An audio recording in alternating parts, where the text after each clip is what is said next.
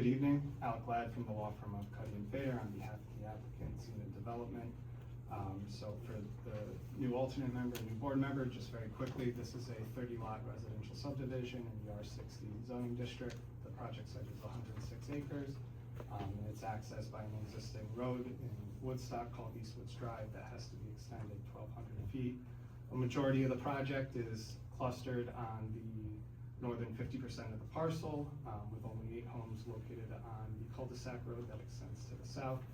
And by doing this, overall 85% of the forest, grassland, and meadows are going to be preserved permanently, and about only 5 new acres of disturbance are created by the project.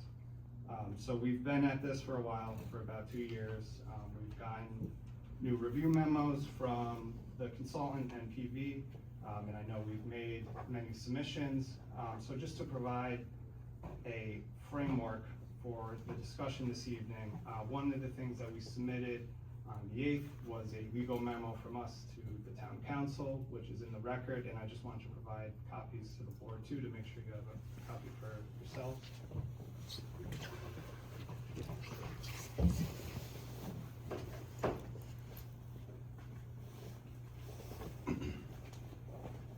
And what this memo is it's just to try to help and provide our position to the town council and the board itself as to what we believe is and is not required to legally justify independent secret negative declaration, because given the amount of time we've been at this project, we are hoping that the board is working towards a final decision. And really, we wanted to get this legal standard out and have the discussion about this tonight because we're concerned that the review of this particular project at this point in time is being driven by the overstated public opposition to it. And we believe this has been confirmed in the recent review from NPV because they state in writing that they're requesting more information on certain topics based on what they believe may be controversial to the public. And we believe that violates the legal precedent for rendering a determination of significance, because towns and government agencies are supposed to be applying an even set of rules to all applicants. So what is this legal standard as far as making a determination? And one of the cases that we cite in there is that probably is not making the basis for a determination under secret.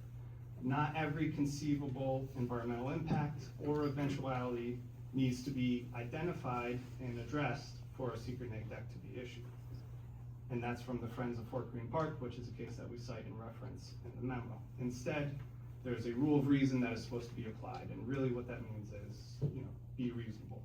Only act on clear evidence, not speculative concerns or public opposition. So just to provide some issues that come up in the review that we've already addressed, but which we thought were maybe fringe issues, and we had to spend time and resources coming up with a scientific response to it. One that stood out to me, because I'd never heard of it before, was like this wind throw issue. We felt like it was kind of a fringe issue where maybe there might be some thinning of trees, which could cause additional trees to topple, which I believe we addressed to the satisfaction of the town. But that is one of those issues that I believe falls in that bucket of every conceivable outcome doesn't need to be studied. We don't need to endlessly stand up these straw men for us to knock it down in order to justify a neg deck. And you are allowed to apply like a reasonable logic to your decision making. We don't need to address issues just like this just because some single person at some point in time could raise it as an issue, regardless of how reasonable or unreasonable it may be. And the Court of Appeals has confirmed that these types of generalized speculative opinions are impermissible and should not be a basis for a determination. So understanding that there is some subjective judgment in secret, that is why the courts have come up with this rule of reason. It's to try to provide appropriate guardrails for decision-making bodies so that they ensure that applicants are afforded a uniform and efficient environmental review. And we believe that the additional requests for information that are coming from the town at this point in time are beyond what's required, or they're simply to express design preferences, which I think are more appropriately discussed in the context of the preliminary subdivision approval, not whether the project is ready for a secret negative declaration. So to provide an example of one of the points that we think goes beyond what is required under seeker is the town's ecologist request for a survey of potential bad roosting areas on site. We think this goes beyond seeker for two reasons. One, it's beyond what's typically required by the state and federal regulators. And two, we're already incorporating the accepted industry mitigation, which is the no-cut period over the summer. So even if we do find some potential roosting areas on the site, we're already incorporating the mitigation, so it changes nothing about the project. So when you see in my memo that we're concerned that the town's walking down this path of environmental advocacy, which has the effect of blocking needed housing stock, this is what I need.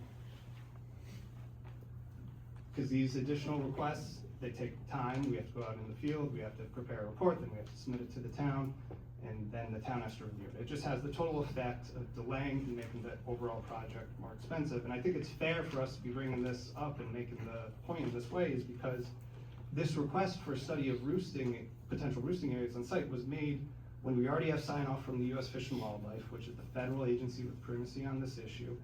And we have stated, I think from our original habitat report, which was submitted 2 years ago, that we know this potential exists and we're incorporating the accepted mitigation. And then, so for another example or to provide an example of where we think some of the design preferences, don't fall within the ambit of seeker and are more appropriately discussed during the preliminary subdivision review aspect, is the continued request for a single access road with more flag lots. We think this expresses more of a design preference and attaching, so of course, there are seeker concerns related to layout, such as clearing and grading, and I think we've addressed those because in response to those concerns, we've tweaked the current layout, we've tightened up the loop road, it's shifted slightly north, and we also moved the cul-de-sac more to the east to stay away from the steep ravine in areas of greater topography. We've reduced the total grading by 65,000 cubic yards. Steep slope disturbance has gone from over 2 acres to less than 1 acre. And we've also changed the road grade to more closely follow existing topo, and we've quantified and confirmed the temporary construction effects from the road construction, and we believe we've justified that those also don't create significant impact. And we've also offered an alternative, like a second cul-de-sac, to address these concerns. So that's all to say that we have proven for our design under the seeker standard that there is not a significant adverse environmental impact, and to continue the discussion about the exact layout of the road, I think is more appropriate during the preliminary subdivision review phase, but it doesn't necessarily hold up a seeker determination because we have already hit those meta environmental topics. So we believe that the record as it stands today, along with the 3 supplemental submissions I think we've made since we've been back in December, establishes a thorough and lengthy review of the relevant areas of environmental concern, and that those areas have been identified and the requisite hard look has been taken, and a reasoned and detailed elaboration to support a neg deck has been provided. Also, what we provided to you in the chart, in NPV's latest review, if I was reading it correctly, they identified what they believed were the 14 or so comments in red that were outstanding for them to make some sort of recommendation to the board as far as a determination of significance. And the town's comment is in white, and then the applicant's response is in red. So just to verbally run through these quick. Comment 1 is about seeker coordination. They bring up that the town of Woodstock has requested some seeker coordination and they were looking for clarification whether that holds up any determination of significance. But our response is that seeker doesn't require a joint meeting, and the obligation is actually on the involved agency to provide the information to the lead agency that they think is relevant and should be considered by the agency. So there is nothing from that coordination perspective that holds up a determination of significance. Point 2 is about the single access road and the flag lots. I already discussed this. We believe that we've justified that there isn't a seeker impact from the current design, and also that is more of a design preference that should be discussed more appropriately as part of the preliminary review. Comment 3, also about the road loop, same response. Character of the fill is response number 4. So we believe that pertains more to a construction logistics and engineering detail because we have already quantified the earthwork volume, evaluated disturbance limits, and assessed the construction-related impacts from the road itself. So additional information on the character of the fill doesn't really relate to that meta-seeker issue. There was a question about, number 5 is about shallow groundwater. That is addressed through construction through either slab on grade. We are doing mound septic systems, so that shouldn't be an issue as is, and our SWIP has been designed with the soil characteristics of the site taken into consideration. Also, I can have our engineers speak to how, based on the geology of the site and some preliminary studies that have been done in the surrounding wells and how deep they are, that shallow groundwater should not and isn't reasonably expected to be an issue on the site. Number 6, they're looking for additional design for the culverts, leach fields, stormwater basins. So our response just runs through how we think we provide additional details on the culverts about how there's sufficient room for flow path, that they are appropriately sized, and we provide additional details that we think satisfies the considerations requested there. And then these get more specific, so I can keep going, or we can turn it over to Max, but like, similar with the crossing heights. We think there is enough space provided in the culverts to provide flow paths and room for amphibian crossings. They're looking for more information on the informal open space. I'm not sure if you're referencing our project site, which is privately open land, or if you're referencing the adjacent Woodstock Land Conservancy, but there we've already demonstrated that there aren't going to be any noise, not any light, not any visibility impacts, and we've actually modified the project to remove outdoor recreational amenities near their land to address those concerns. There was one question was raised about the potential for road blockages. The only documented incidents of a tree falling in the road during the project review on Eastwoods Drive, it was removed within hours, from what I understand, by I think it was one of the neighbors, and there'll be that added level of protection here because the HOA will have a contract with a company in order to make sure that the road maintenance remains plowed, there aren't any blockages during the storm, and this condition of the single access road is typical for roads in the town of Ulster and Woodstock. So again, we believe that concern has been addressed, and it should not prevent a determination on seeker. Same with whether the gravel road for Eastwoods Drive, maintaining it is sufficient. I mean, that's a request of the Woodstock Planning Board for it to be maintained gravel.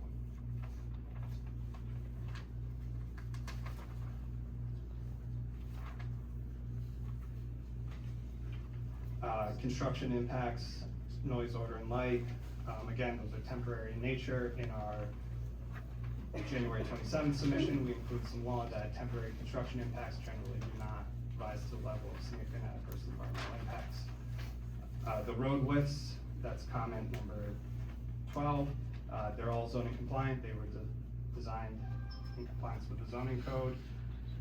Like we've mentioned all along, if the building inspector, as a local fire inspector, wants to issue a fire code waiver such that we only have a 20-foot traveled width with 3-foot stabilized shoulders on each side so they can still be driven on in compliance with the fire code, more than happy to do it, and I believe we provided a detail of that with our most latest submission also. Also, number 13 is about the Town of Ulster Comprehensive Plan. We believe the plan, as I mentioned at the start, complies with the comprehensive plan's ideal of clustering development. We think the road loop is the most efficient way to access the flattest part of the piece of property with the least amount of topo for siting the homes. And then the last, number 14, is on the impact of disadvantaged communities. But ultimately, the neg deck would be your document, so if you want to write what the impact or lack thereof on disadvantaged communities is, feel free to use language that you want, but I think we're making the same point. So that's just a quick rundown of the 14 issues, how we think they are addressed, and should not, at this point in time, prevent this board from issuing a negative declaration.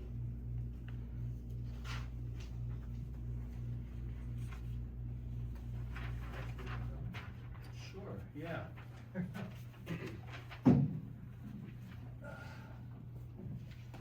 So So we started here with the town in March.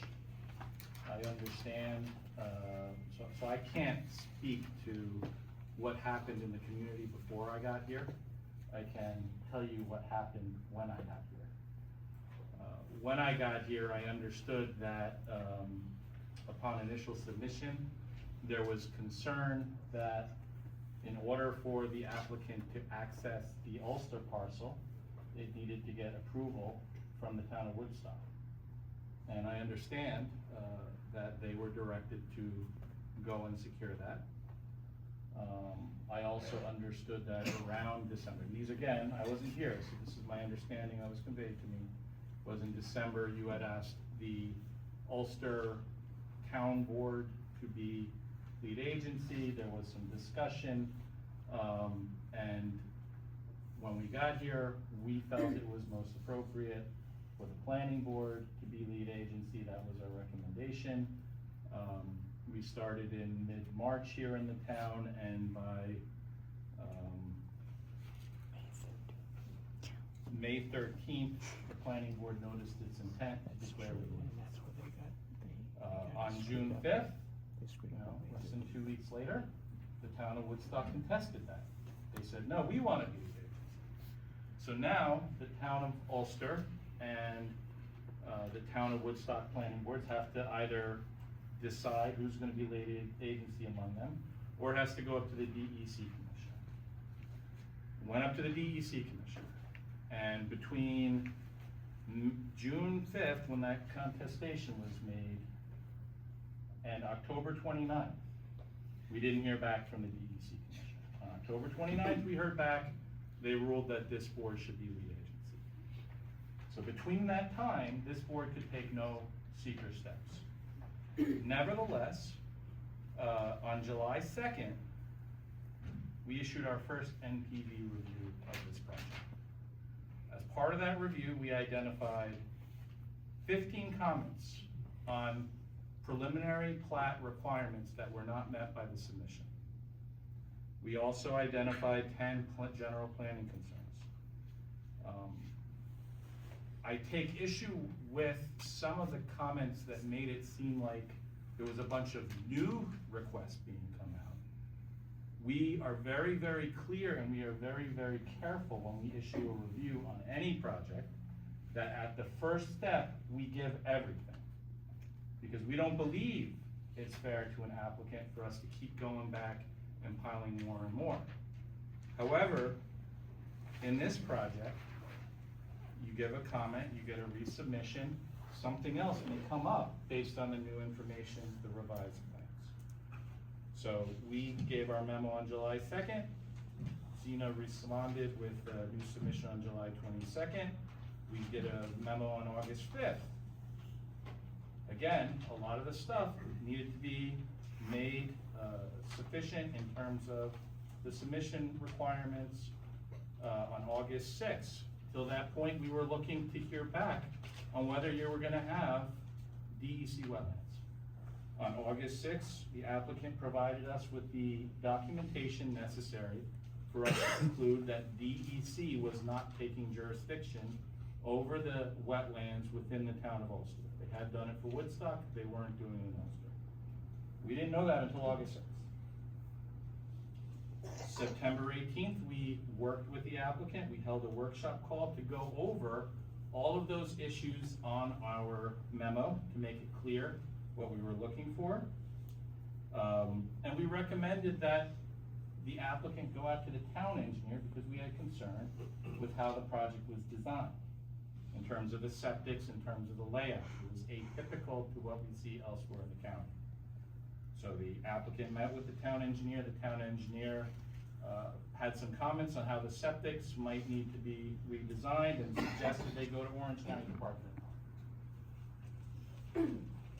The applicant on September 23rd provided a submission at this point. Again, we're still not lead agency, but they provided a submission to the planning board that said, hey, planning board, this is what we would identify in the Part 2 EAF if we were you. And by the way, here's our Part 3. We don't want to wait until the end. Let's let's get these information going. It's a little outside the normal process, but I don't think it's wrong. I think it's a good way to move the review of the project while we were waiting for DHC. Because of that, we reviewed that document and we said, okay, applicant, we understand these are the things that you think might be environmental issue. Here are some you didn't identify that we would identify with. We provide that in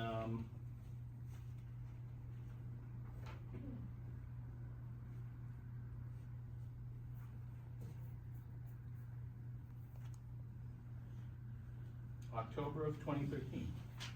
In September 24th, we knew that the winter season was coming. We knew that we were gonna have to study ecology. So we asked the town for authorization to go ahead and do a site visit to have our ecologists review the habitat report that had been prepared by the applicant as part of this initial advanced seeker effort. That was approved. We performed that site visit. We went with the applicant's consultants. And based on that, we issued an ecology report. Again, still not lead agency, still not ready to start that part 2 seeker, still provided these advanced comments. So we provided our 3rd review in October.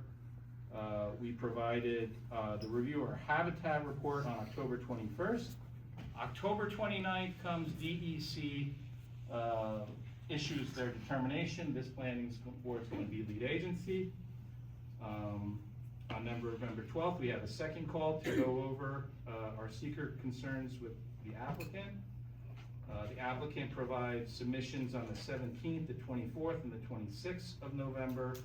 And on November 26th, we provide our 4th review of the applicant's materials. Again, 13 items, because while we're focusing on seeker, it's not like the preliminary plan is necessarily getting finalized. We're working towards it, but there's still a lot of outstanding issues.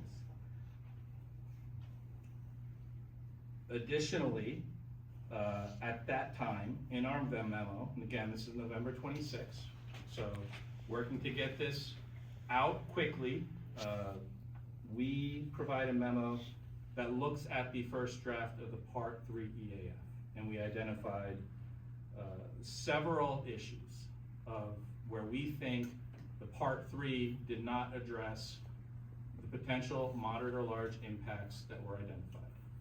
There were some comments that were really just about making the document speak in the planning board's voice, because this is your document, just like the Part 2, this is your document. Applicant submits the Part 1 EAF, identifies project information. You went through the Part 2, you identified, I believe it was around 37 issues that the applicant, that you felt initially believed the applicant's project could result in. We looked at the applicant's draft Part 3, but they're preparing it on your behalf. So you have to be okay with what it says. We had concerns with certain issues of tone, and we had issues with certain significant issues that where we think maybe they didn't address the question we had raised directly, or there was more information needed. So that was our November memo. Based on that, by December 8th, the applicant submitted new plans.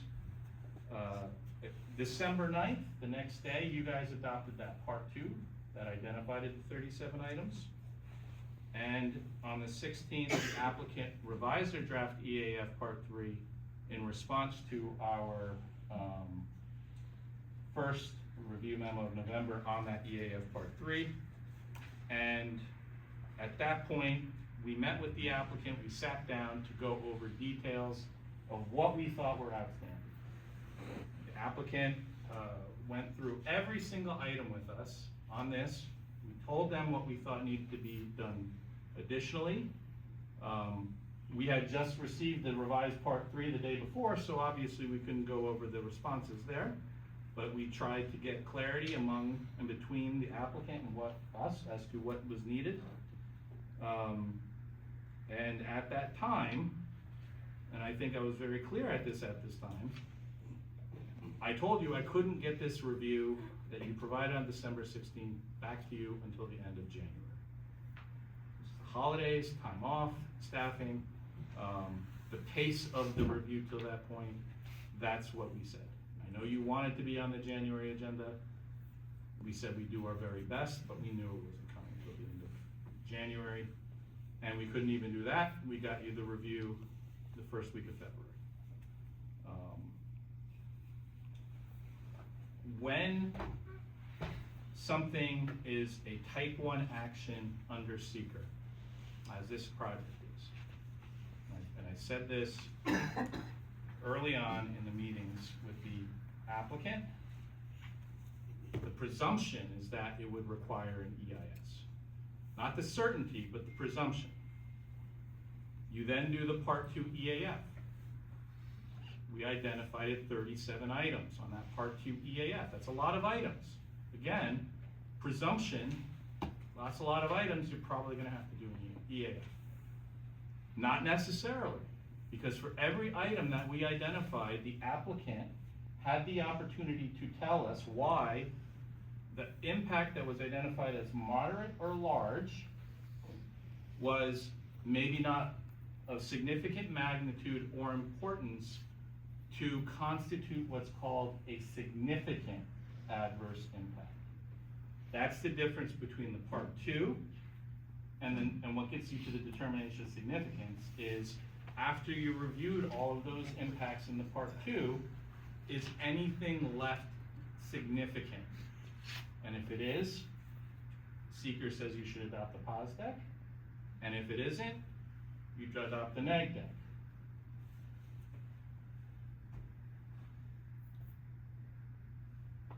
We have been working through these reviews with the understanding that we are providing the applicant an opportunity to put their best arguments forth as to why these won't be significant.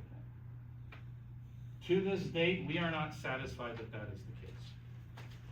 The applicant has made such statements as determinations of significance should be made within 1 year. I would argue this board ability to do a determination of significance began on October 29th. So we're well within that year. That said, I think you could adopt a determination of significance today, and I think that would, by my recommendation, be a positive declaration. Because there still are several outstanding issues that haven't been addressed.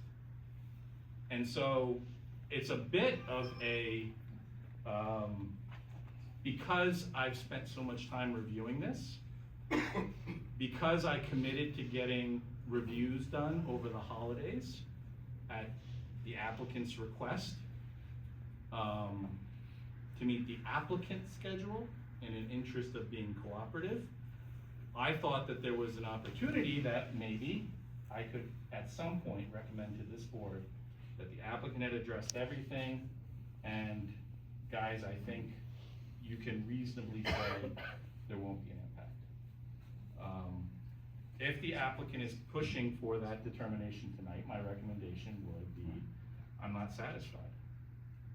So,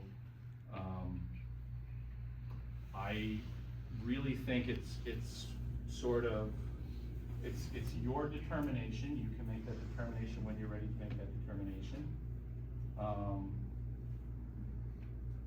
I'd like to address a couple things that were brought up. The applicant addressed some concerns as to what we felt were big issues.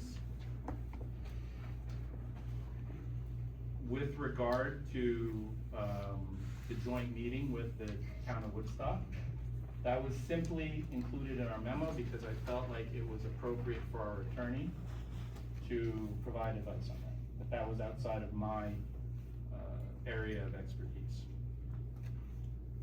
With regard to the clustering or the form of the development, whether it be a loop road or a single road with longer driveways, it wasn't with respect to design preferences. It was to address whether or not the project is in character with the community, character with the surrounding area. I think it has improved. I think that the applicant has amended their plan since we started this process, and it has gotten better. But I still think it's not the way that developments are typically laid out in, in Ulster County. Topography, it makes sense, longer driveways can be steeper, driveways can be narrower.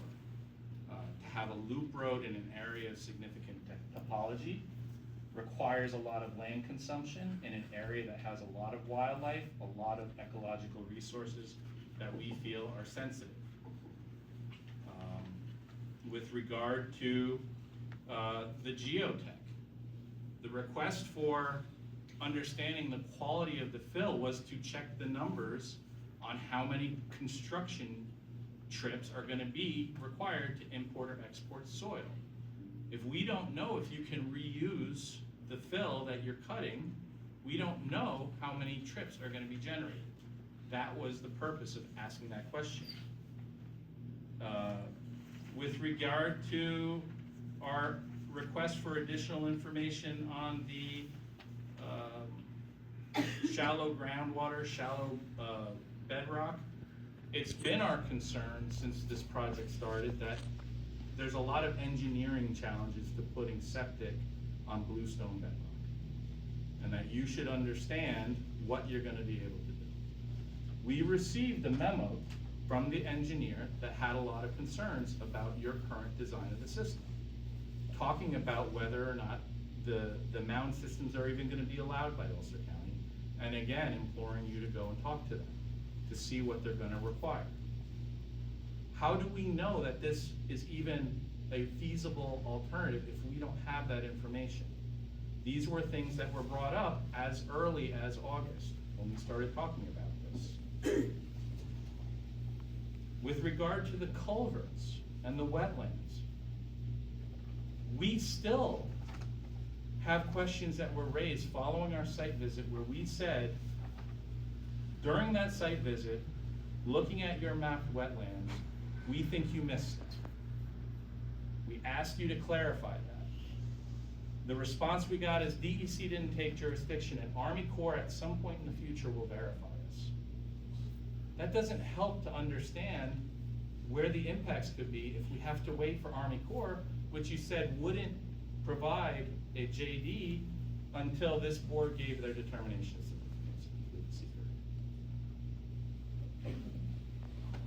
Wildlife. Again, this is probably one of the biggest issues. Again, from the site visit, from our experience, we saw that you're providing culverts that are designed to allow for amphibians to travel through the culverts. I think that's great. We had additional questions about it. How big are they? Are they going to be effective?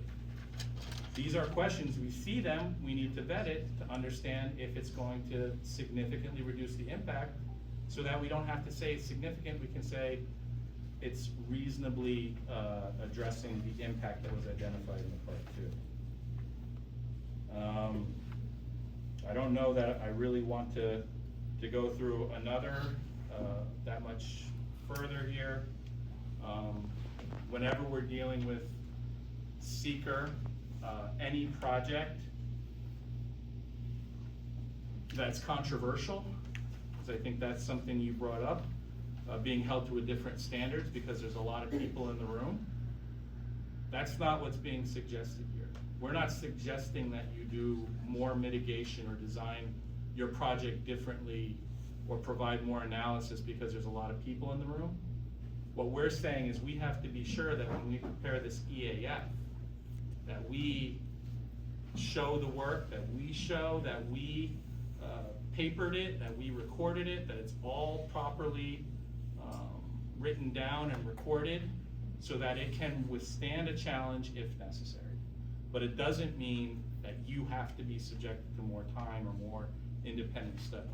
At the point that we can recommend that there won't be an ecology impact, that we can recommend there won't be a groundwater impact, that there won't be, that your septic system works, and as Mr. Utter identified, you don't have to be 100 feet or more away from the wetlands if there's standing water.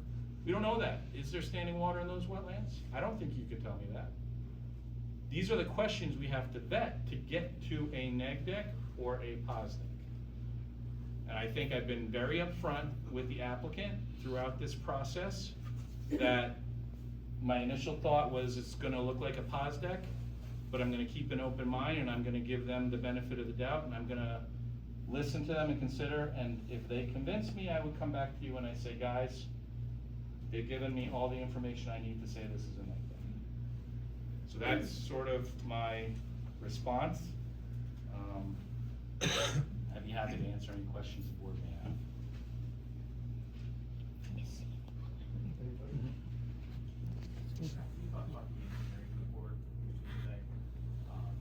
What does the applicant usually respond with? I mean, I think one of the most important things the applicant can do, and I think this goes back to their first meeting with the engineer, is go talk to Orange County Department of Health.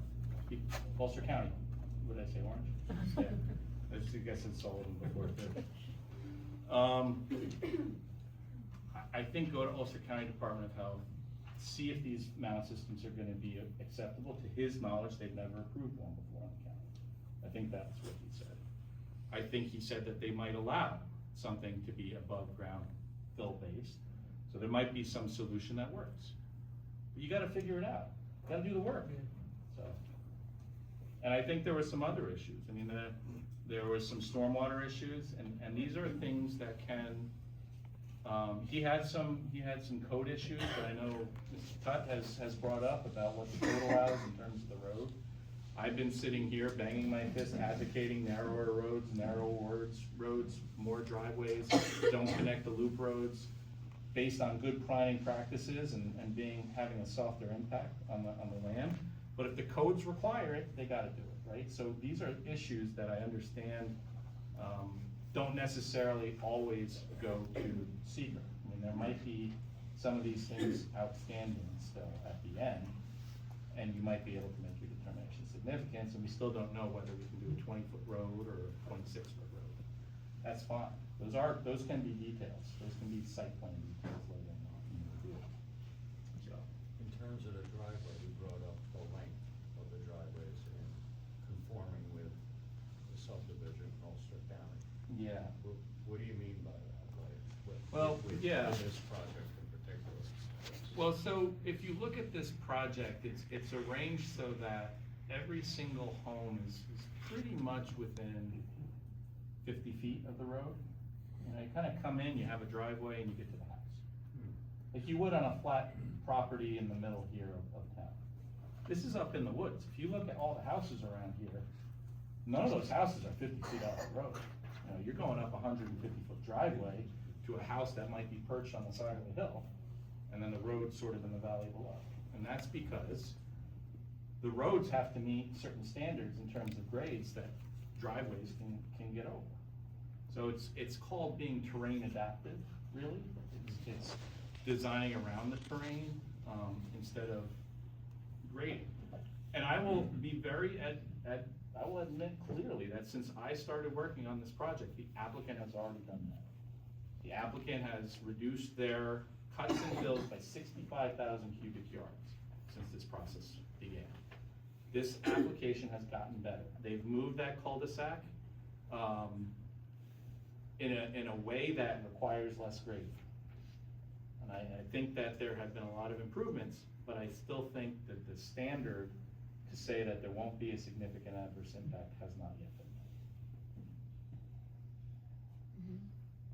In the case of above ground septic system, Sean Ulster has a number of them down in the south side of town, in my neighborhood. Okay. So the Board of Health knows how they work, they've been put in, they've been used. Well, that I wasn't aware of, and I thought that Mr. Utter's review said that they hadn't approved anything like that. Maybe you just didn't know about it. Probably not. Or it might be a different system, it might have been the mound system being proposed, might be some other, because he did mention that there could be a mound or an above-ground system that works, but he wasn't aware of a mound system that worked. That was probably, at least it doesn't. And I might be butchering his comment.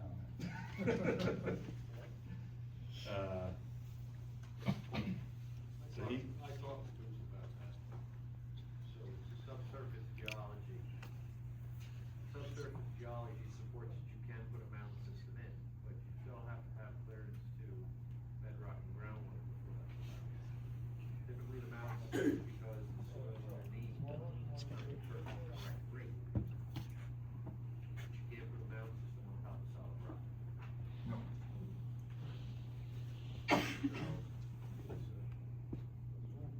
Everything does get, all septic systems are approved by county. Irregardless. Good. Yes, raised bed systems, have historically been approved. On that basis, nobody wants it because it's an added expense.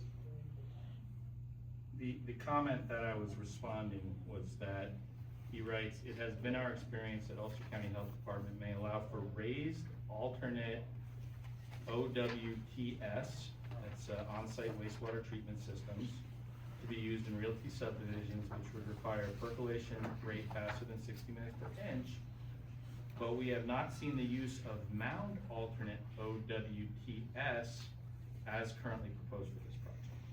Our office strongly suggests discussing the proposed sewage disposal system design with UCHD prior to moving forward with this project." So, those were his comments. Okay.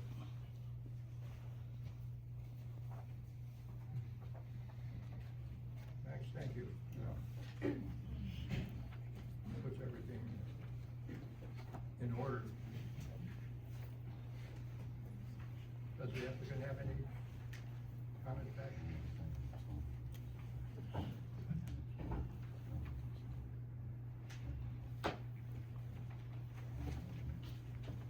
Yeah, so we're obviously gonna prepare an engineering response to Bruce's report, which is under the works, and of course, I know we've submitted a lot of information, but our position still holds that we would like to move forward with a determination soon.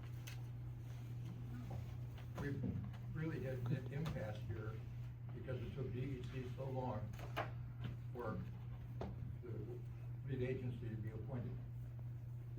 And there was work in between, and that was very helpful.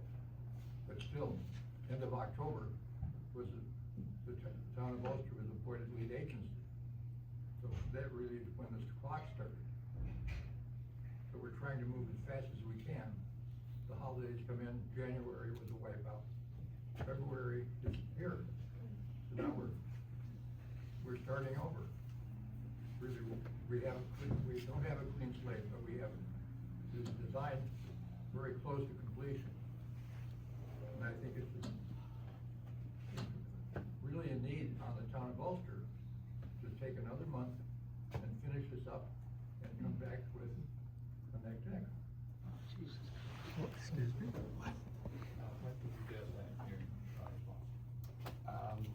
We will work towards getting it to you guys as soon as possible. We're looking to get it to you at the end of the week, correct? But again, as soon as possible. Thank you. So I look forward to seeing that response and that we can review your comments and see where we are. Yeah, certainly.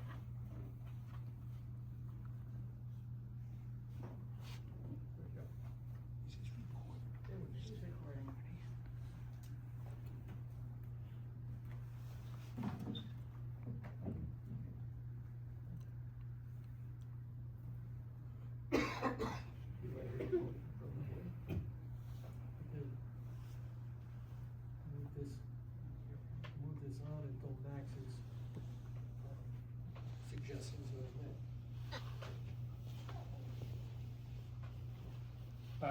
I'm not sure you need to make a motion at this time.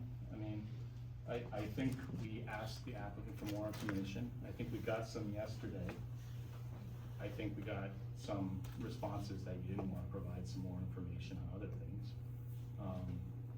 I think we have to review that and provide our review of that response to this board. Yeah, I'm not sure, if the applicant is looking to make another submission beyond what they gave yesterday, Friday? Just the engineering response. So we made a submission on January 27th, February 6th, February 8th. We'll provide the engineering specific response. So that will go to Bruce. I mean, I'm not going to comment on the sufficiency of their engineering. But I will take a deeper dive into the additional comments that they made in response to my red comments.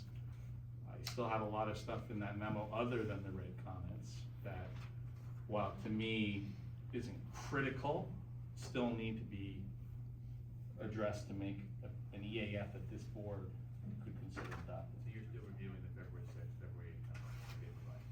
Yeah, I haven't reviewed the February 6th. So that's really, come February, everything should be in order for the proper response. I will be able to, it depends on what the applicant gave me.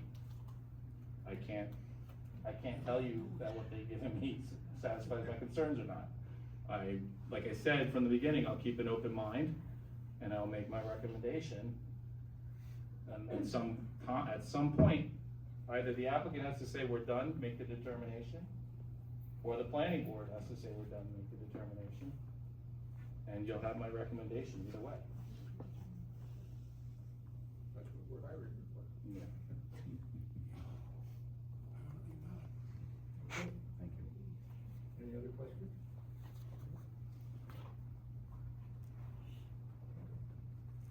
Anything else? No, nothing from us. Thank you for your time. Okay. Yeah, use the chair. Just take a ride, look at the site. I think it was brought up at one point.